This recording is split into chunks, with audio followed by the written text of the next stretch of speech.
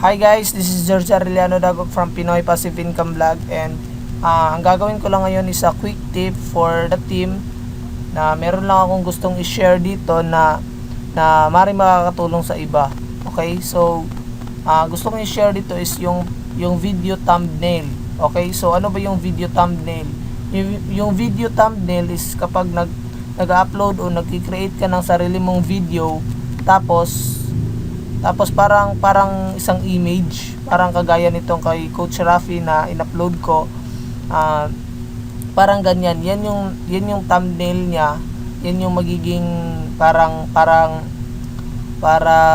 magiging matatanaw mo. Okay?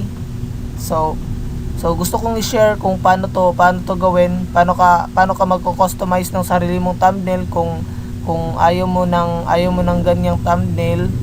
Okay, pwede ka mag-customize. So ito yung example ko. Gumawa kasi ako ng video. Okay, yan, 'di ba yan yung thumbnail? So papalitan ko yung thumbnail na yan. Okay, so ituturo ko lang. Okay, so ganito, nag-i-edit ako ng video. Itong video na ini-edit ko ngayon is itong video na to. Okay? So, ito yung makikita mo dito sa baba ng video mo. Yan yung title. Yan yung thumbnail. Okay? So, pipili ka lang diyan ng 10 kung gusto 1 out of 10. Pipili ka lang diyan kung ano yung thumbnail na gusto mo. And kung ayaw mo naman yung thumbnail na yan, pwede kang mag-customize ng sarili mong thumbnail. Pumunta ka lang dito sa add custom thumbnail. Okay, so mag-open siya sa computer mo. Okay, so for me, meron akong inihandang thumbnail dito. Itong online business. And yan, di ba? Yan yung mayayari. Yan na yung thumbnail ko ngayon. Hihit ko lang ng save. Okay? So, I hope na kapag meron kayong video and gusto niyo yung thumbnail, sundan niyo lang yan. Okay? So, tingnan natin kung na-change ba yung thumbnail niya. Okay? So, ito yun. Punta lang tayo sa page.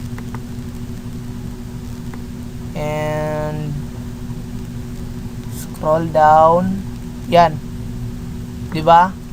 'Di ba iba yung thumbnail nung nakaraan, ngayon na bago na. Okay? So, pag pinlay, okay, yan yung kagandahan ng thumbnail. Okay? Yan kasi yung matatanaw firstly ng prospect mo, yung thumbnail. Kung maganda yung thumbnail mo, ma-attract sila sa video mo. Okay, so I hope na meron ka natutunan sa quick video tutorial na to. If you find this video helpful, hit like and share this video. And kung may mga katanungan ka, post your comment below in the comment section.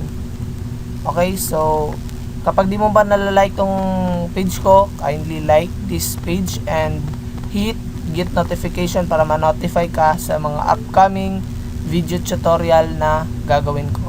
So, maraming salamat sa panunood and I hope to see you soon. Rise above.